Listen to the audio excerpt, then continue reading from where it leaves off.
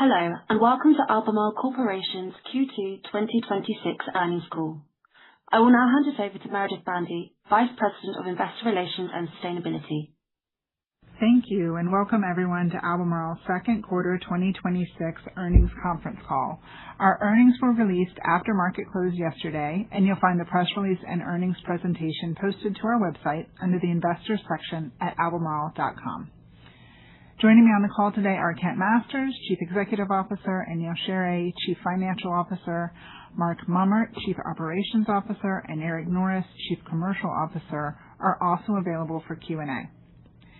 As a reminder, some of the statements made during this call, including outlook, guidance, expected company performance, and strategic initiatives, may constitute forward-looking statements. Please note the cautionary language about forward-looking statements contained in our press release and earnings presentation. That same language applies to this call.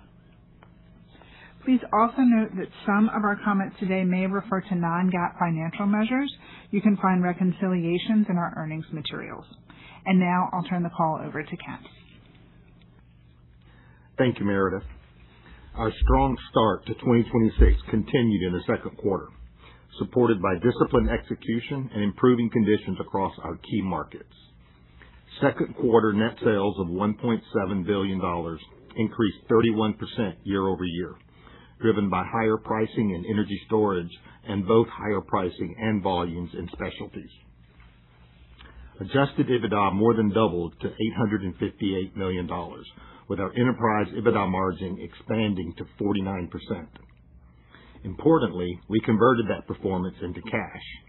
We generated $710 million of cash from operations, representing a more than 80% operating cash conversion, and $638 million of free cash flow in the quarter. We are also on track to reach the high end of our $100 to $150 million full-year target for cost and productivity improvements. These results reflect a deliberate focus on operational excellence and cost discipline. We also benefit from globally diverse and resilient key end markets. Global lithium consumption was up 45% year over year through May, tracking above our forecasted range, driven by continued strength in stationary storage and improving growth in electric vehicles. Needed supply increases are coming to market slower than demand growth due to limited spodumene availability, temporary disruptions in shipments from Africa, and slower than expected ramp-up of Chinese lepidolite mines. And as a result, inventories are low and the physical lithium market remains tight. We are improving our 2026 outlook considerations, including raising our specialty sales and EBITDA outlooks due to a strong year-to-date performance and reducing expected capital spending thanks to ongoing capital efficiency efforts. Beyond our 2026 outlook, we are also advancing resource options that can support sustainable growth through the cycle. On today's call, I'll focus on our efforts at the Salar de Atacama, where we're leveraging decades of brine processing expertise to advance direct lithium extraction. We also have opportunities at our Australian hard rock joint ventures. Wodgina is outperforming on better than planned ore availability and recoveries. This is helping offset the impact of a fire at Greenbushes CGP3 plant, which occurred on June 9th. CGP3 restarted on August 1st. Now I'll turn it over to Neal to discuss recent results and outlook. I will then cover recent market trends and give more detail on our resources before we open the call for Q&A. Thank you, Kent, and good morning, everyone. I'll begin with our second quarter results on slide 5. Second quarter net sales were $1.7 billion, driven by energy storage pricing up 73%, while specialties pricing and volumes were up 11% and 8% respectively.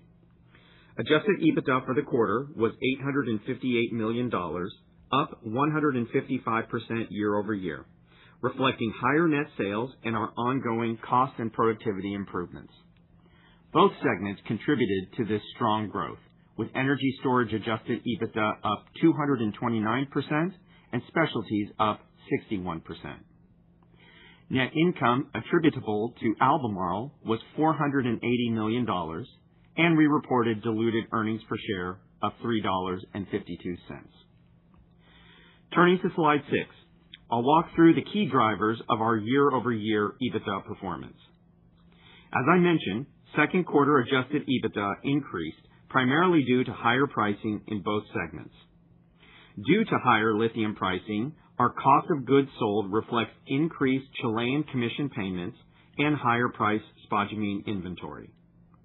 The impact of higher spodumene pricing is offset by increased equity income from our Talison joint venture versus the prior year.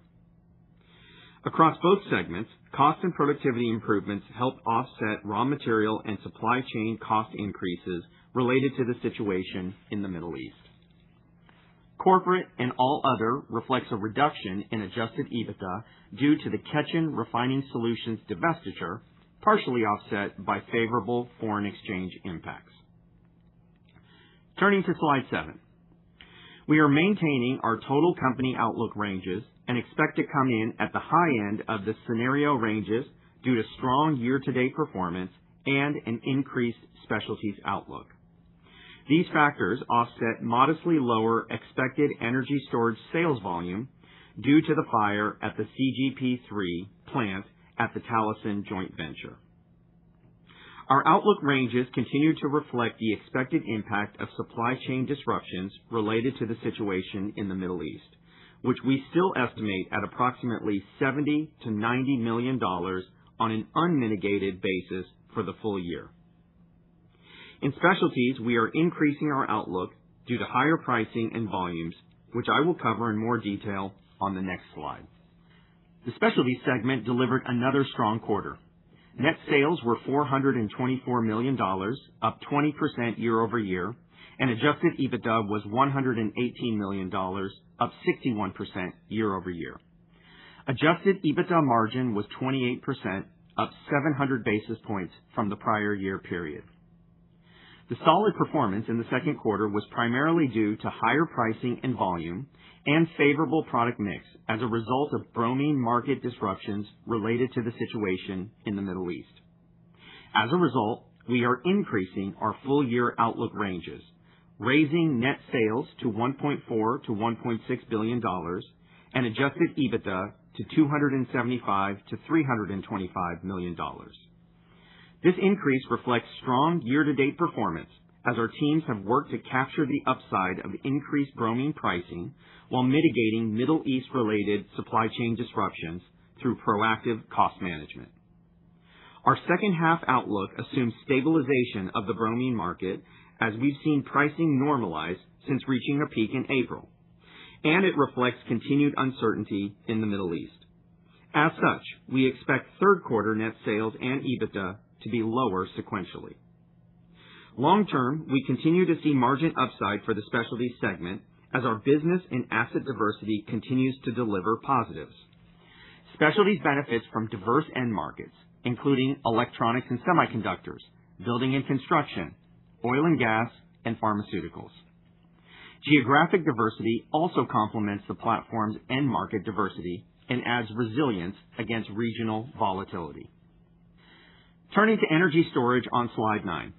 Net sales increased 78% year-over-year and adjusted EBITDA increased 229%, both driven by higher pricing.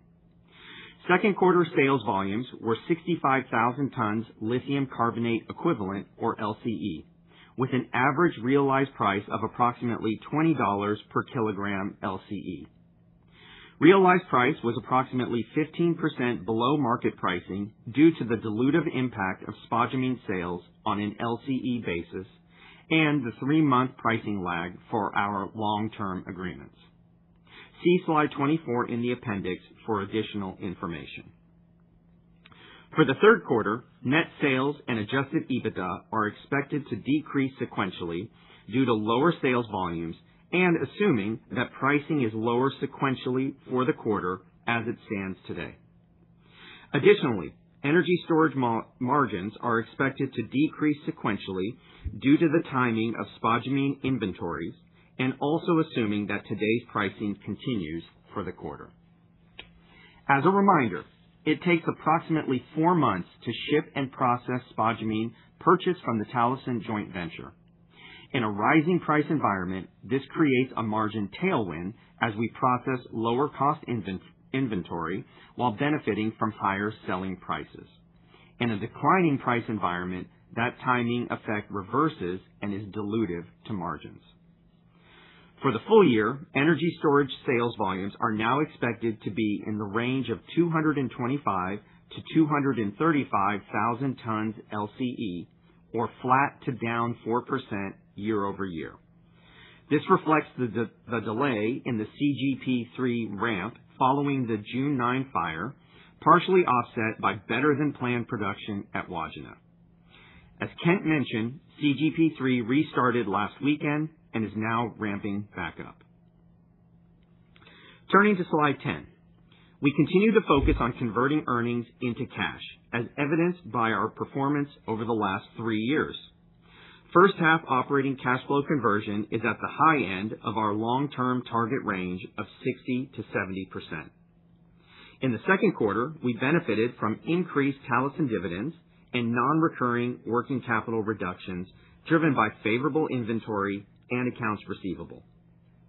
On a full year basis, we still expect cash flow to be impacted by $87.5 million of deferred revenue related to our 2025 customer prepayment, which benefits EBITDA but does not contribute cash, and approximately $100 million of spend related to idling Kemerton Train 1. Slide 11 highlights our continued focus on cost and productivity. Thus far, we have achieved approximately $100 million of run rate savings year to date. This performance puts us on track to reach the high end of our $100 to $150 million full year target. Across these gross improvements, roughly 40% has been driven by supply chain and back office initiatives. The remaining 60% includes manufacturing cost out and incremental volumes and yield. Examples of these productivity improvements include debottlenecking projects at La Negra, JBC, and our lithium conversion sites in China. Importantly, these improvements continue to help us offset the supply chain disruptions and cost inflation related to the situation in the Middle East. With that, I'll turn it back over to Kent to discuss the market outlook. First, let me highlight the breadth of Albemarle's end markets and why we are generally seeing resilient demand trends. Our portfolio serves key markets across mobility, energy, connectivity, and health, and that diversity strengthens our resilience through the cycle. Electric vehicles and stationary storage remain significant long-term growth drivers. Together, these two end markets make up about 50 to 60% of Albemarle's total net sales last year. We'll talk in more detail on both these markets in a moment. In specialties, electronics and semiconductors, building and construction, and oil and gas remain key market segments. AI-related demand continues to support electronics and semiconductor applications. In oil and gas, clear brine fluid demand has remained stable in the Middle East, while geopolitical uncertainty has incentivized demand in other regions such as the Americas and Europe. We can serve all these geographies from our global asset network, creating resilience in volatile environments like we face today. Let's now turn to a deeper dive into EV and stationary storage markets.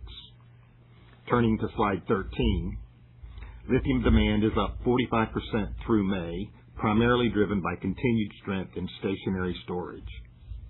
We are increasing our 2026 and 2030 stationary storage forecast ranges due to that strong demand.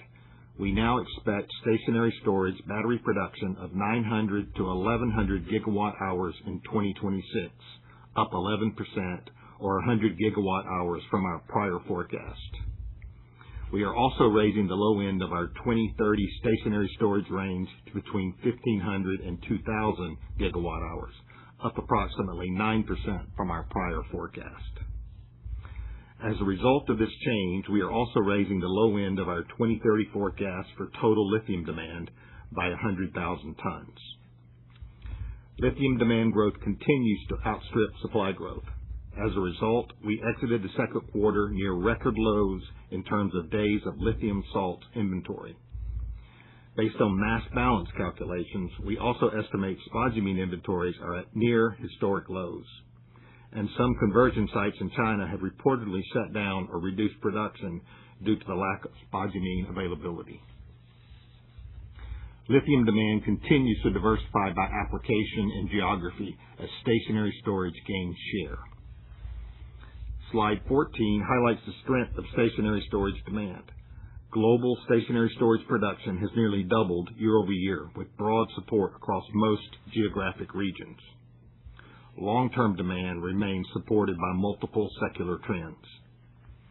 First, global electricity demand growth is accelerating, led by urbanization, AI and data centers, and EVs. With grid upgrades taking multiple years, stationary storage is the fastest and most cost-effective way to support grid reliability. Also, policy support in regions like China, Europe, and Australia improves project economics for stationary storage and renewables. We now expect stationary storage to make up about 30% of 2026 global lithium market demand, nearing parity with light-duty EVs. Turning to slide 15, year-to-date, global EV sales are up 10% year-over-year. EV sales growth inflected in the second quarter, up 16% versus prior year. European EV demand remains strong, up 31% year-to-date, driven by policy support in key markets like the UK, Germany, France, and others. Europe also benefits from increased model availability and affordability as Chinese OEMs have increased exports and domestic production for the region.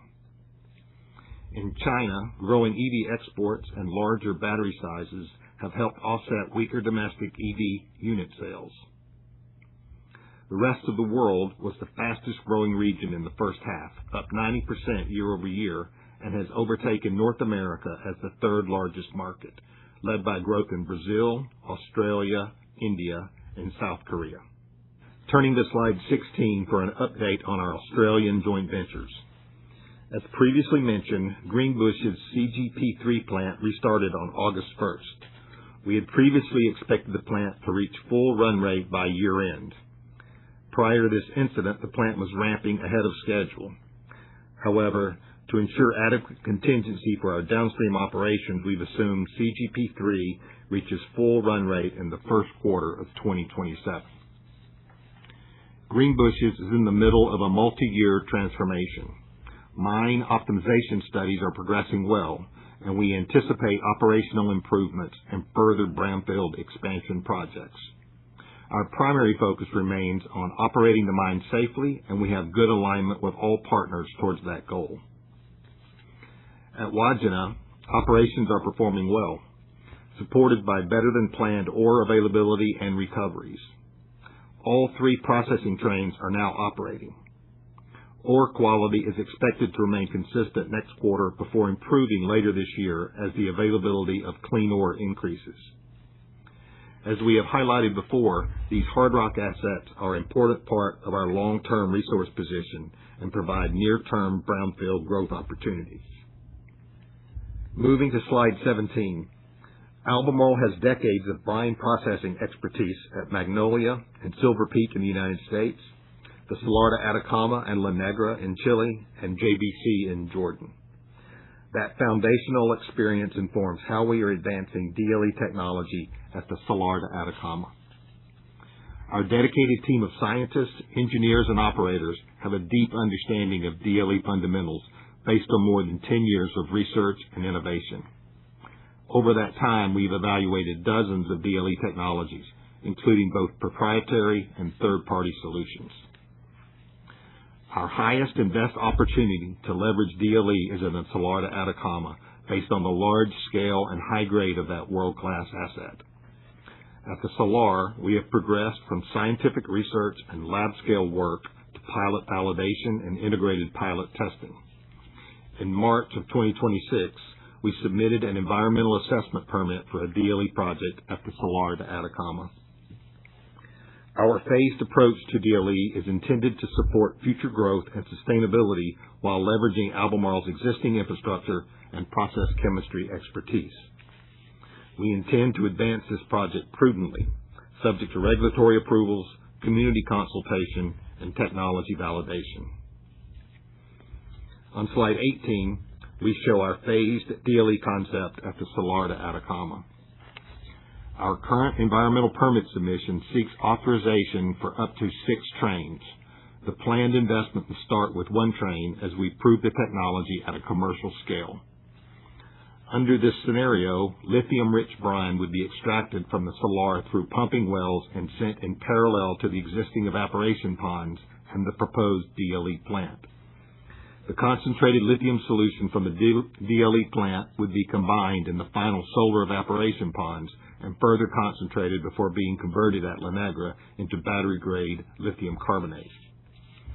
Our proposed DLE plant does not use solvent extraction, meaning that we retain the option to reincorporate the lithium-depleted brine back into the salar through dedicated wells. The Atacama Integrated Pilot Plant has operated for more than a year, our over 3,000 operating hours, giving us valuable data and confidence in our process design and scale-up capability. Recoveries are critical to efficiency and sustainability, particularly in brine deposits. This is something we've worked on for years. A conventional pond system recovers about 30 to 40% of the lithium in extracted brine. With Albemarle's Salar Yield Improvement technology, we've been able to increase recoveries to 50 to 60%. Our DLE pilot plant has demonstrated recoveries of over 90%, allowing us to extract more lithium with a smaller footprint and more fully utilize this world-class resource. Our team is also focused on minimizing water footprint in Chile. Approximately 85% of processed water is recycled at the current DLE pilot plant. Our DLE project is consistent with our broader strategy. Leverage our world-class resources, technical expertise, and existing infrastructure to create durable long-term value while improving sustainability outcomes. In summary, Albemarle delivered another strong quarter, including net sales of $1.7 billion and cash from operations of $710 million. We are improving our 2026 outlook considerations by increasing specialties outlook, optimizing capital expenditure spend, and tracking toward the high end of our cost and productivity targets. We are also capitalizing on long-term secular growth opportunities in energy transition and energy resilience, including strong global grid storage demand. Finally, we remain focused on execution and disciplined capital allocation to enable us to grow ratably through the cycle. With that, I'll turn the call over to the operator for Q&A. We will now move into our Q&A portion. If you would like to ask a question, please press star 5 to raise your hand. As a reminder, that is star 5 to raise your hand. Also, please bear in mind this Q&A session is limited to 1 question and 1 follow-up per person. Our first question comes from David Greiser with Deutsche Bank Securities. The line is now open. Thank you. Good morning. Kent and Neil, can you just clarify your comments on guidance coming at the top end of the scenario ranges? Which one are you referring to? Total company or energy storage? Just some clarification on that would be great. Thank you. Good morning, David. This is Neil. It's really both, and maybe I can clarify that a little bit. So we were referring to the $20 per kg LCE scenario. And actually, there's a couple of reasons why we say that we're towards the top end. First of all, if you look at market pricing so far this year in the first half of the year, it has trended actually on average a little bit higher than $20. So naturally that pushes us towards the higher end of the $20 range.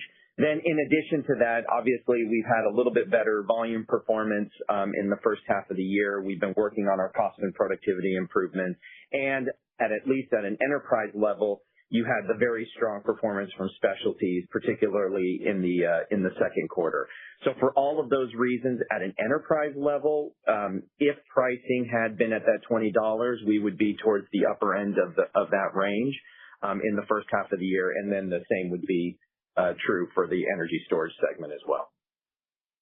Very helpful. And Kent, just on potential government funding for lithium, there's been increasing talk about the government focused on critical mineral supply chain, ensuring that up in the U.S. Can you talk about where you stand on those discussions?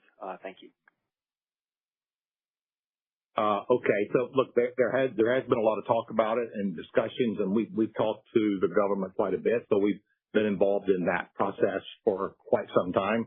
I don't have anything to tell you about today that involves that. So, but it continues around critical minerals. Lithium's probably not the highest priority across all those critical minerals, and you probably see that from the project that they've announced. But we have conversations. We're talking to them, but we have nothing to tell you about today. Thank you.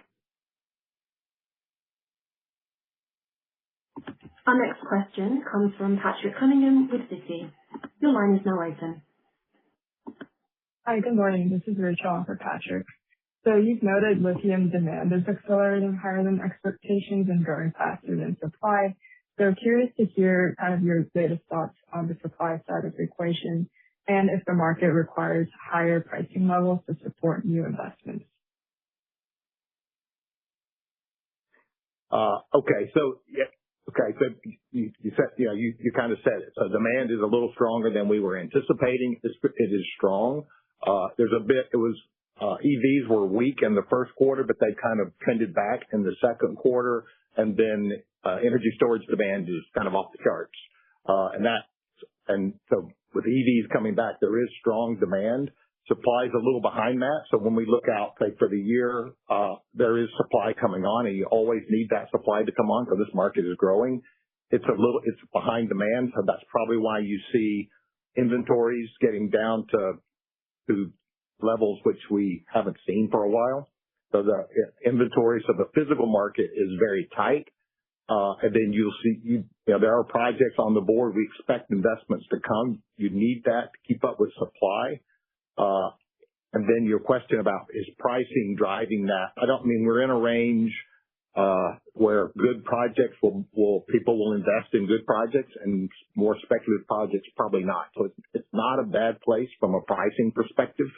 I don't think it's driving projects that weren't planned, and it's not taking projects that were planned off the books. So it's not a bad place to be.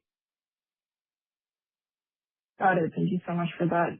And you've raised both the 2026 and 2030 stationary storage demand forecast. So curious to hear if anything changed specifically in your customer discussions or project pipeline visibility to give you the confidence to increase the longer-term outlook. Thank you.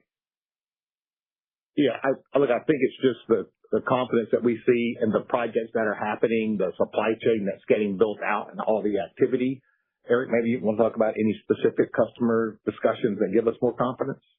Well, most of the chemistry in question that we're talking about that's driving our demand is iron phosphate chemistry comes out of China. So our customer discussions there indicate a market that is tight and struggling to keep up with installation demand. Installations are exceeding actual battery production. We can track sort of about a 1-year lag between when lithium is sold and when it goes into an installation. And the latter, the installation number that's been announced, is larger than what's being produced today. And that drives a healthy market. We're seeing that in our customer base in China right now.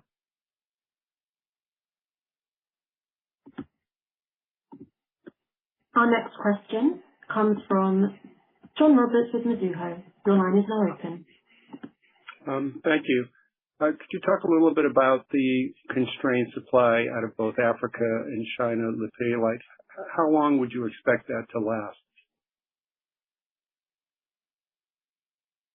Yeah, so that's been a story over the last year, I would say, and it's starting to move. So you see that starting to move, and that'll go into the back half of the year of a bit of additional supply.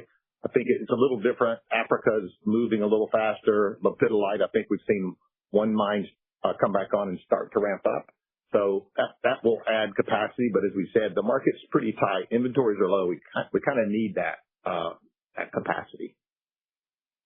And then what's the sequential price assumed for bromine in the specialties guidance?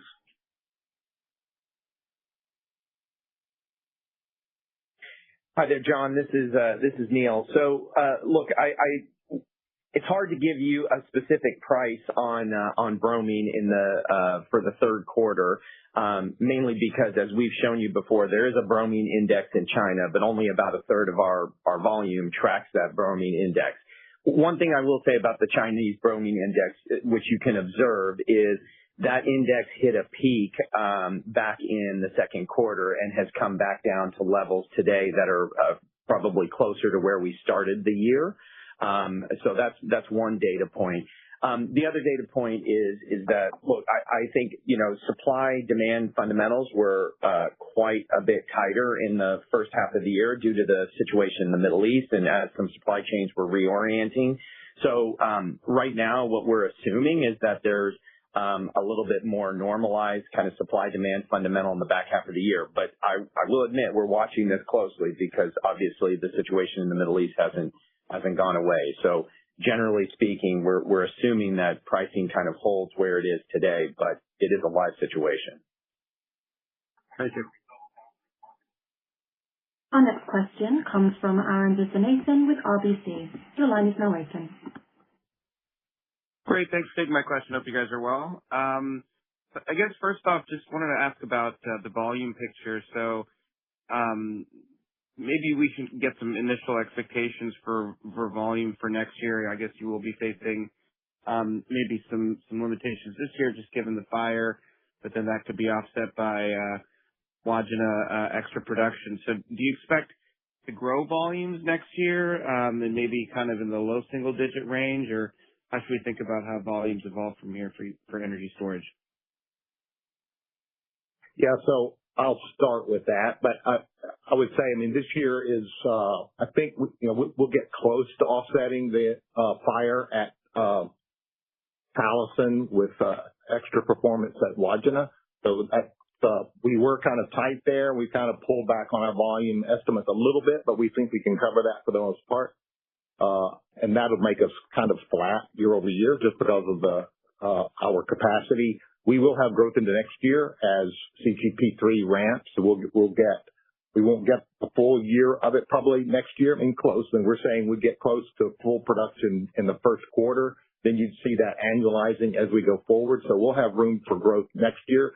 It will be, you can do the math on what that looks like. So it's high single digits, I would say. Yeah, Arun, and maybe I can point you back to this is a slide that we put out. I think it might have been 2 quarters ago. So I don't expect you to remember this, but if you follow our 15% CAGR volume growth that we said we're doing from 22 to 27, that would put 2027 in the range of 240 to 260,000 tons LCE. And I would say now that CGP3 is back and ramping back up, we're back on that trajectory. So that's maybe a way to think about 2027. Okay, great. Thanks for that. Appreciate it. And then just as a follow-up, just on the pricing outlook, you guys had mentioned that the market is relatively tight. Energy storage demand is very, very robust. But we have seen, anticipatory. Would you agree that we've seen anticipatory price declines ahead of new supply coming back online, specifically the lepidolite as well as the Zimbabwe tons?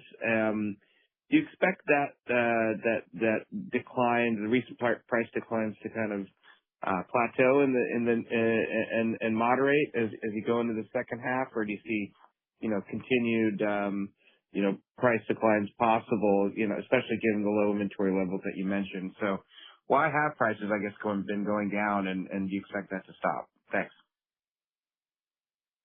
Yeah, so we're not going to tell you what we think the price is in the quarter. So we've not been very good at predicting that. But it's a very speculative market, driven by traders in China, for the most part.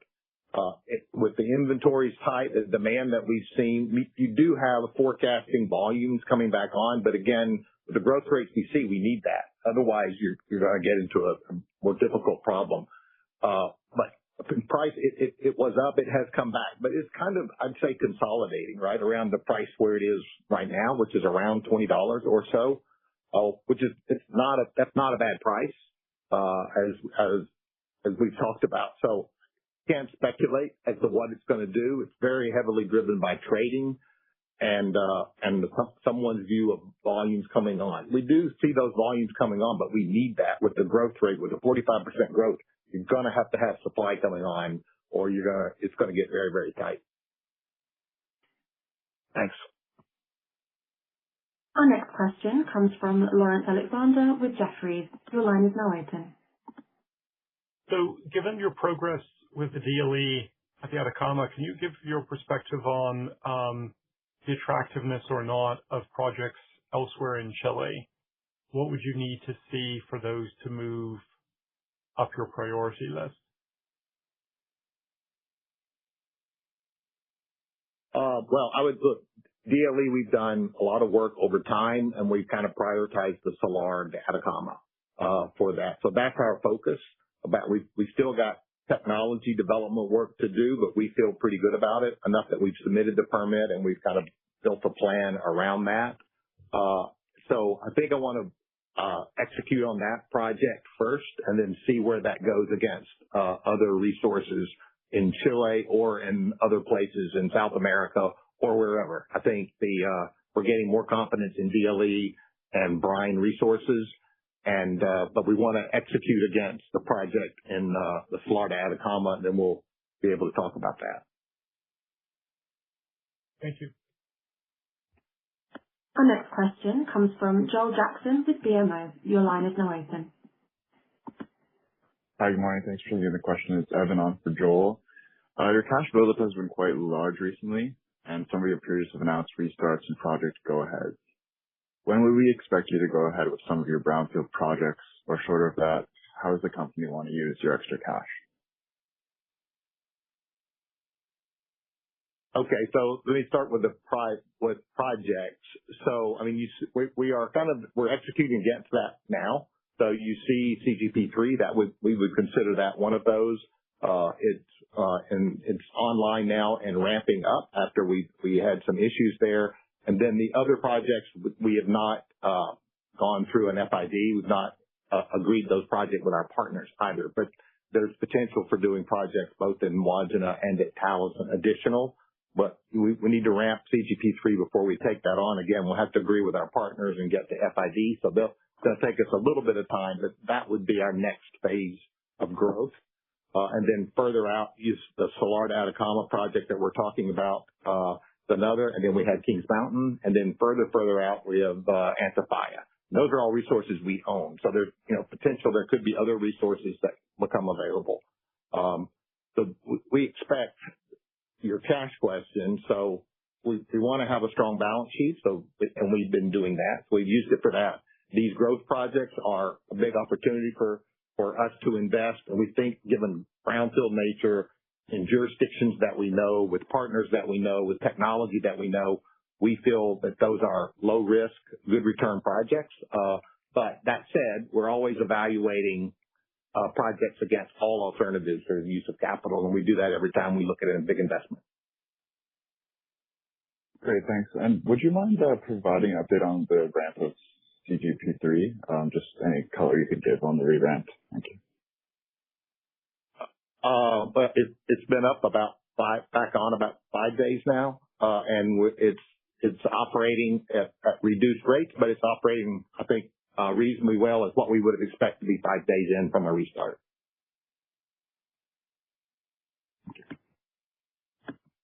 Our next question comes from Vincent Andrews with Morgan Stanley. Your line is now open. Thank you, and good morning, everyone. Excuse me. Neil, can I ask you on specialties, just to give us a little bit of help bridging things into 27, sort of all else equal? how do we think about the normalization of the bromine price versus the incremental cost, the 70 to 90 million, which I assume is largely in specialties? It would seem like for the year that the higher price has offset the 70 to 90, but will that 70 to 90 go away in 2027, assuming there's resolution of the conflict by then? And then within the non-Chinese index business, has there been any benefit to you from the disruption caused by Iran in terms of have you gained any market share? Have your prices gone up in that part of the business, or is that we're really just talking about the Chinese index volume that we need to think about?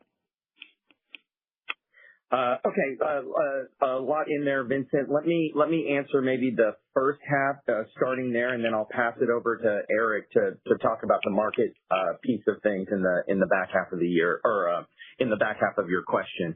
Look, with regards to specialties and it's probably too early for me to say what's going to happen to that $70 to $90 million impact. I would just be guessing at the situation in the Middle East.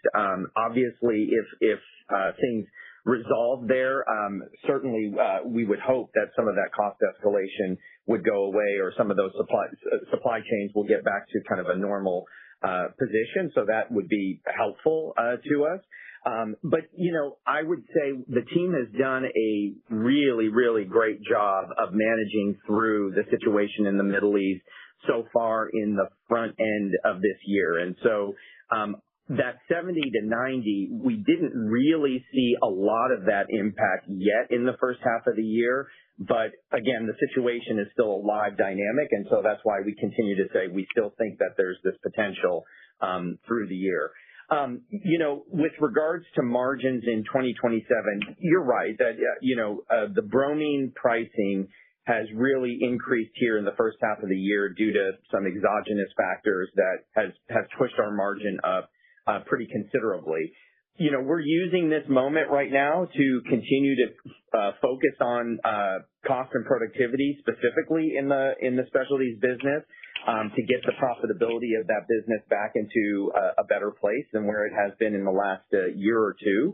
So I think even though, you might have pricing kind of coming off maybe potentially as we go through 2027, certainly not as strong as we've seen in 2026, I do expect that some of the cost and productivity that we're working on is going to shine through.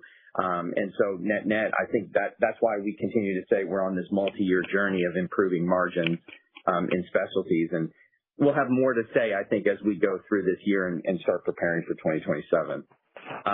Maybe with that, I'll pass it over to Eric to talk about the market. Vincent, you may or may not know this. It's a fairly diverse business. The upstream part of the business, which is elemental bromine and HBR, that's the part that is traded in the China market, and or you see a price index, rather, I should say, in the China market, the Sun Series Index. That's well less than a third of our business. And certainly that skyrocketed up. That provided some opportunities, and there was a benefit to that.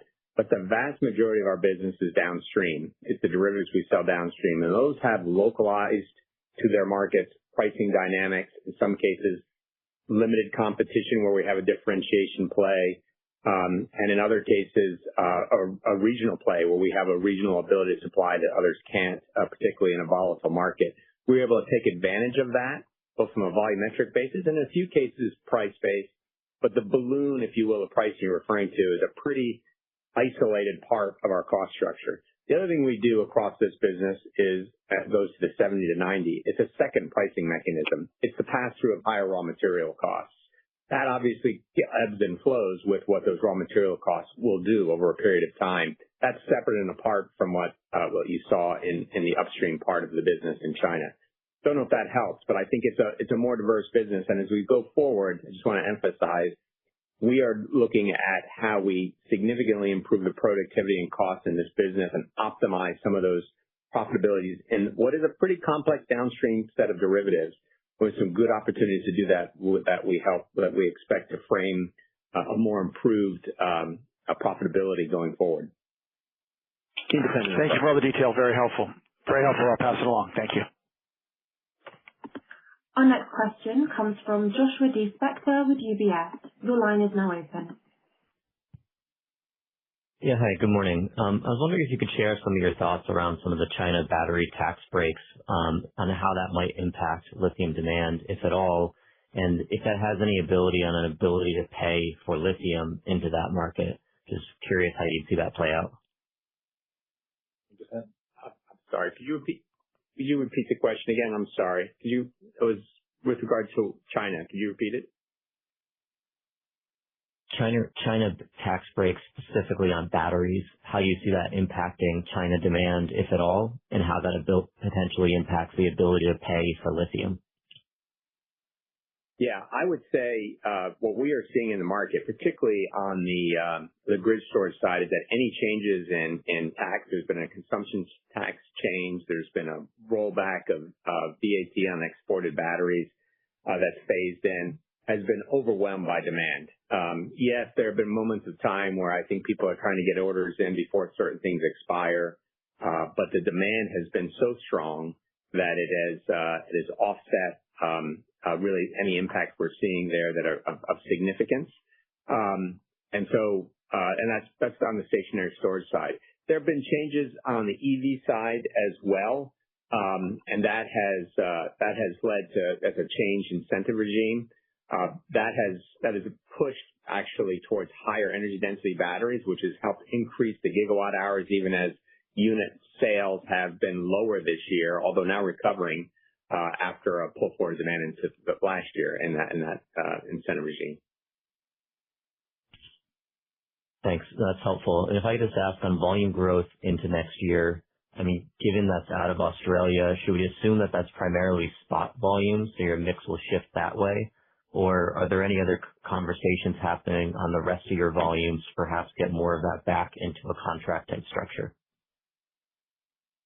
It's probably, it's kind of hard to say, but it's probably a mix across the portfolio, right? So there will be probably more spot than some of our contract volume. So I wouldn't assume it all goes spot, but it's probably the same mix of our normal portfolio. Yeah. Well, okay. I would say there are two things. I think that might be the answer to your immediate question. Maybe it gives an opportunity to make a broader point, which is there are two things that are driving our mix that are going to result in a higher proportion of volume that's either spot or sold under shorter duration contracts. One is China's growing faster than the rest of the world, and the other is that generally spodumene is done not on long-term contracts. It's done on a market base or a shorter term. We do have some longer term, but they're not done under this sort of floor ceiling basis. They're done on a market basis. So as a result, that percentage of contracts that we have that are that we refer to as long-term agreements with floors and ceilings has become slightly smaller because of those two mixed phenomenon that's going on in the market. Thank you very much. Our next question comes from Matthew Day with Bank of America. The line is now open. Morning. I have two.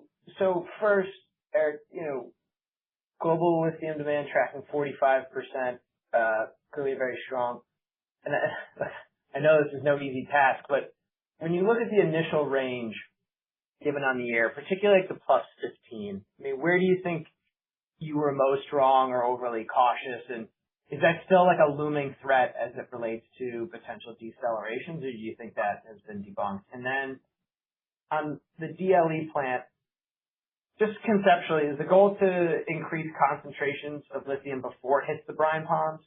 Or are you removing magnesium? Like, can the DLE plants operate independent of the brine ponds? Or is it just an added part of the loop? And if it's the latter, what's like the net economic benefit between added OPEX and added recoveries?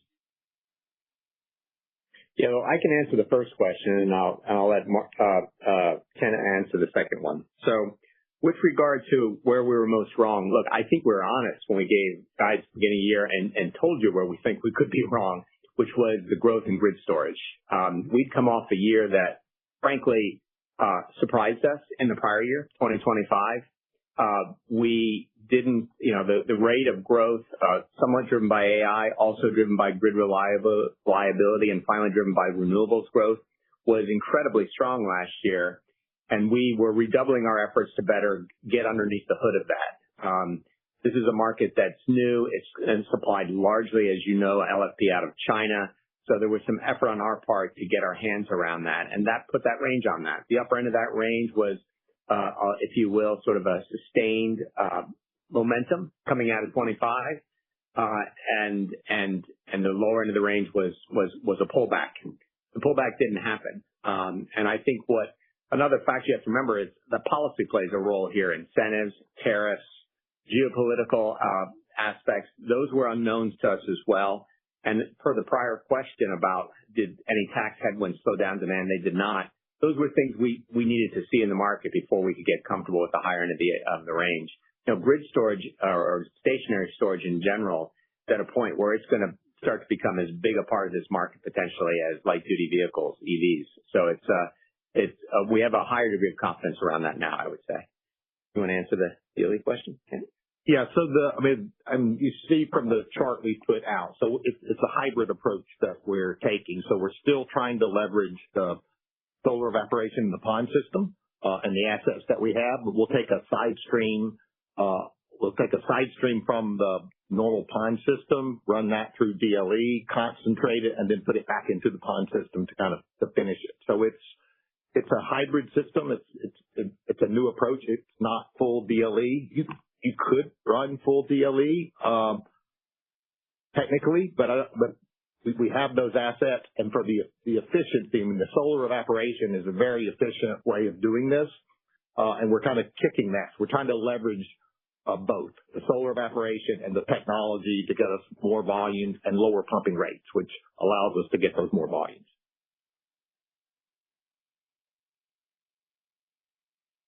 Our next question comes from Kevin McCarthy with Vertical Research Partners. Your line is now open. Yes, good morning. Thank you very much. My first question is on inventories. Can you provide an update on where your own inventories are on a unit basis relative to what you would consider to be optimal? And then externally, would welcome any thoughts that you have on inventory levels throughout the supply chain. Yeah, good morning, Kevin. This is Neil. I'll start on the first part, and then I'll pass it over to Eric to talk about what he's seeing in the overall supply chain. Look, our inventories, we certainly ended the quarter lower than normal. You probably have done the calculation. We around our working capital. We tend to think about our working capital running at about 25% of sales, but we ended the second quarter more like 19% of sales. And a good bit of that is because we ran into our inventory, or we consumed some of our inventory in the quarter. Part of that being because of the strong demand that we saw, part of that being because of the CGP3 fire that happened at the beginning of June. And so we were able to pivot into our inventories to be able to supply the market. So where I would put our current inventories are probably historically on the low side, and we'll need to build that back up, obviously, to be able to navigate the back half of the year, but then also be prepared for 2027 as well. Maybe I'll pass it over to Eric then to talk about the market inventories. This follows on the market side, follows the narrative that Ken said earlier and what is physically a very tight market. On the carbonate side in particular, it's under 3 weeks of inventory, and in the upstream sort of converter cathode arena. And in hydroxide, it's under a month. Those are the levels that at a month we would, for either of those, we would have declared it a tight market. Now we're under that. So it's an illustration of a market that is quite tight at the moment. As you move downstream, we have indication. This is a little more opaque, but our take would be that battery inventories are also not that high either. That would make sense if you take that with the comments I made on stationary storage earlier, where installations are exceeding battery production. Basically, the material, as soon as it's made, is going out into an installation. And similarly, while EVs has been weak, the main part of this market now, is particularly out of China, has become the LFP market, and that's being driven by this very much by the stationary storage dynamic. So net a very tight market. It's very helpful, and maybe a good segue to my second question, Eric, on energy storage. I appreciate the detail you set forth on slides 13 and 14. If I did my math correctly, the new 2030 range after the doubling, let's say this year, it implies, I don't know, a mid-teens sort of a CAGR, which strikes me as relatively conservative.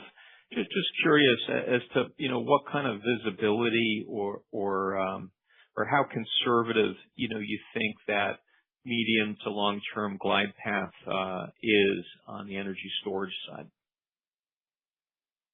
Look, I mean, I'll pair your question with an earlier question, Kevin, that focused on how we were cautious at the beginning of this year. I think we've gotten to a point where we're confident, we've gotten more comfortable with our demand projections for this market in the next couple of years. As to the next 5 years, I think we're going to have to spend more time working on that. This is a market that the trend's favorable in that the market is proving stronger than we thought throughout. I don't know that that's going to be the case for sure. This is our best estimate at the moment. Thanks very much. Our next question comes from Chris Parkinson with Wolfe Research. Your line is now open. Great. Thanks. This is Harris Fine on for Chris.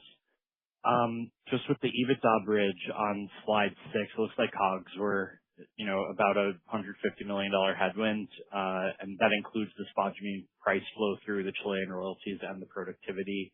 Are you able to parse out those 3 components? And how should we be thinking about the quantum of the sequential spodumene inventory impact into the second half? Thanks. Yeah, look, I won't give you exact numbers around what drove COGS around all 3 of those items, but you can imagine that the spodumene lag or the spodumene inventory impact is the largest portion of the COGS driver. That usually is the case for us. In terms of how to think about maybe the spodumene cost lag as you go into the third quarter. Look, the average market spodumene price in the second quarter was about $2,500, somewhere around there per ton, thereabouts. And I think right now we're probably in the $2,000 range kind of case. So and again, remember that it takes about 4 months for spodumene to move through our inventory system and eventually get into salt and then to the customer. So, take all of that into consideration that you will see this higher price spodumene rolling through our income statement in the third quarter. And that's just naturally because of where market prices were in the second quarter. That's helpful. And I'll take another shot at the question someone asked earlier. Just, CapEx is coming down, but it looks like the supply-demand gap is actually widening. You're generating a healthy amount of cash. The balance sheet's pretty clean. So in terms of incremental uses of cash, are we still thinking debt pay down? Is it more build cash and, preserve optionality? How should we be thinking about that? Yeah, I think I said it before, so you're probably going to get the same answer, but we want to have a conservative balance sheet. We do at the moment, so it's not a whole lot of debt to pay down right now at the moment. We do have growth projects. So capital is coming down. I think of that more as capital efficiency. We're getting more and more focused to try and drive efficiency in that, and we've been on that now for a couple of years. And I think we're getting better at that. But then there'll be growth projects that we layer. We've talked about brownfield projects. So there's a couple brownfield projects we've talked about the Salar de Atacama. About Kings Mountain. So we have a portfolio of growth projects in the queue. We've just not really kicked off any of those at the moment. So we're not spending heavily against that. But we do have good growth projects. Again, as I said before, in jurisdictions we know, in technology we know, and with partners that we know. So we feel pretty good about those projects going forward. So that's going to be where you see our focus. But again, we'll compare that against everything else, all the other alternatives, including our own shares. So we always look at that when we do a big investment, but that doesn't change. Our last question comes from Mizrahi Mammadli with Rothschild & Co. The line is now open. Thank you. Just wanted to ask about lithium production. The Wodgina production surprise, should we take it as a bit of a one-off, or is it a structural uplift in the production in ore quality? And on CGP3, you basically the Q1 27 ramp-up timelines, it looks like it doesn't represent a massive slip versus the pre-fire expectations. Does that mean before the fire you were kind of running ahead of the schedule on the ramp-up? Thank you. Yeah. So, okay, Greenbushes first. You may have to remind me of the other question, but we were running a little bit ahead, and now this is our risk-adjusted view of that. So it's basically we just slipped the schedule from where we were by the outage. So the outage period, we've kind of shifted to that. That gets us to the first quarter. As we said, we've been up 5 days now. The restart, all that's going well. We're running at reduced rates, so we're back on a ramp schedule, and that's our best guess is that first quarter. That's kind of all I can say. And sorry, can you remind me of Wodgina? Yeah, look, we were working toward better ore, and so that was in the plan. We just got there a little sooner. We're a little bit more efficient in getting there. We still got to work through some of that, and we expect later to get even better quality ore. So it was the plan. We got there a little early, and it's fortunate that it was at a time when it offset the fire at Greenbushes. All right. Thank you. And maybe if I could get your view on the supply-demand balance, specifically, what's your thinking of the impact of production restarts, projects such as Bald Hill that has been restarted recently? Do you think that's enough to make a dent in the supply-demand balance? So, look, you see that you've got 45% growth, right, in demand. So you need some supply to keep up with it. So what we see right now, we're behind that curve at this part of the year, which is why I think you see inventories being tight. Some of those coming on, lepidolite, the African stuff will make a bit of a dent in that, but you need 45% to stand still, and it's hard to see getting 45%.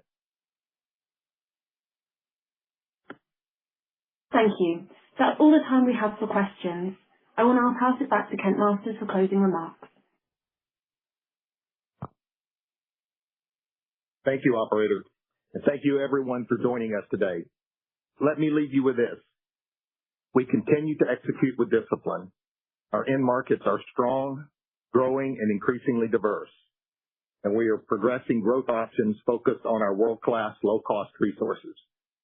We remain focused on operational excellence, disciplined capital allocation, and the durable competitive strength that set Albemarle apart. I look forward to sharing more milestones and successes with you in the coming quarters. Thank you. This concludes today's conference call. Thank you for your participation. You may now disconnect.